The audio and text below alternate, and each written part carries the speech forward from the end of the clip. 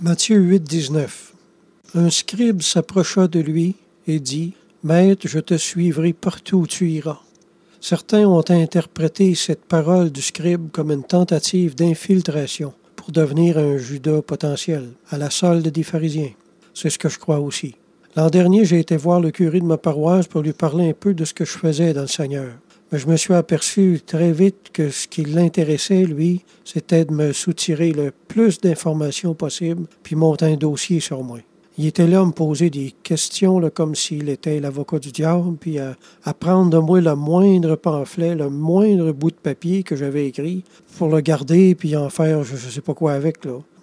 Mes amis, comme c'est triste quand la paranoïa nous empêche de vraiment travailler d'un même cœur. Comme c'est triste quand la jalousie domine au milieu des ouvriers dans une même église. Quand la confiance n'est pas là, la communion spirituelle est impossible et l'œuvre de Dieu n'avance pas d'un pouce. On voit des ennemis partout, on voit du danger qui n'existe pas, on craint des personnes, on craint des choses qui n'arrivent pas.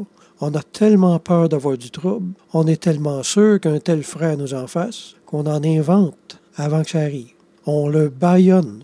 On ne lui donne jamais la chance de prendre la parole dans l'Église et de s'épanouir dans le Seigneur. Ben non, on a bien trop peur qu'il nous vole notre place.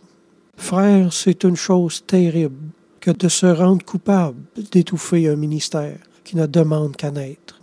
C'est un péché très grave que d'être le scandale pour un frère.